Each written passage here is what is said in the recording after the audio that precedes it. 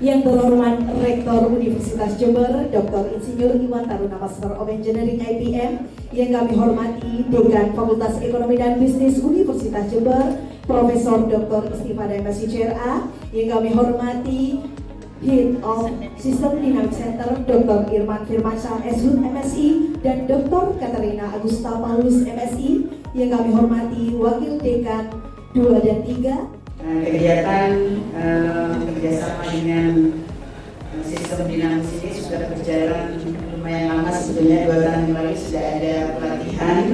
Pak Dr. Iman bercerita bahwa analisis itu biasanya untuk kebijakan, SWOT, kemudian HP.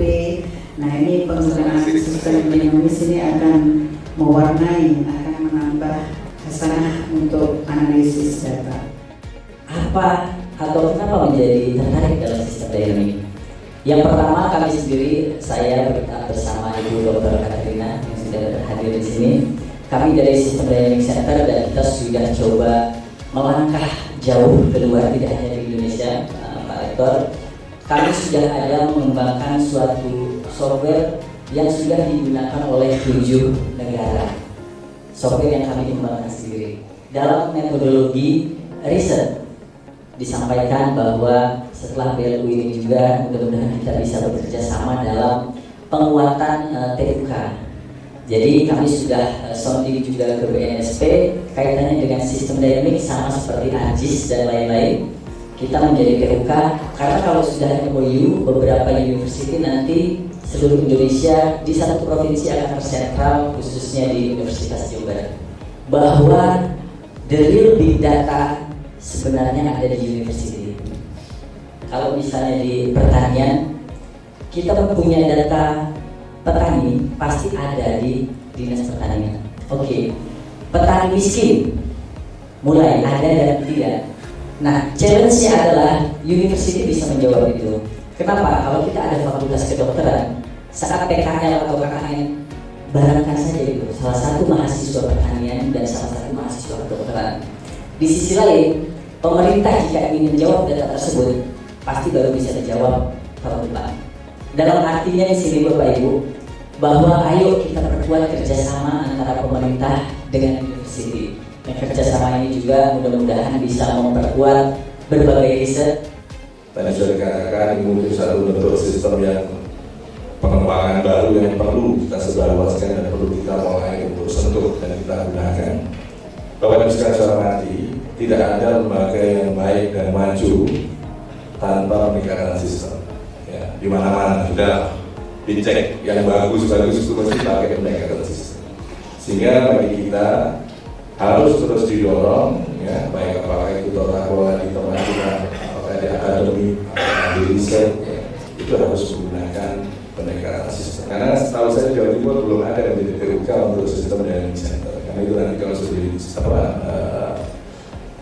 TUK tadi itu bisa memberikan dampak yang baik bagi reputasi perguruan tinggi kita, juga bagi ya keuntungan yang lain.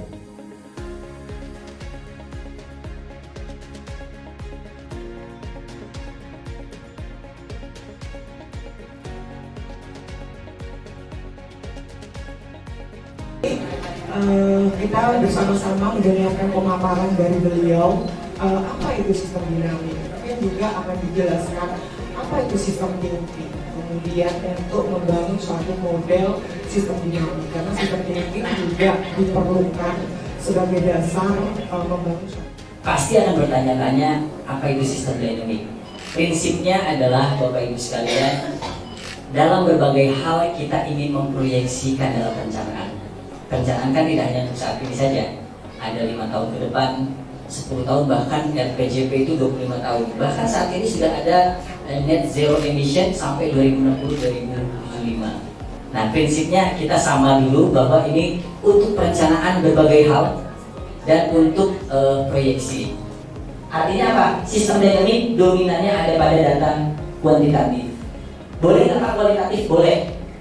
Tapi nanti tuntaskan dulu yang kuantitatifnya 80%, baru kualitatif masuk.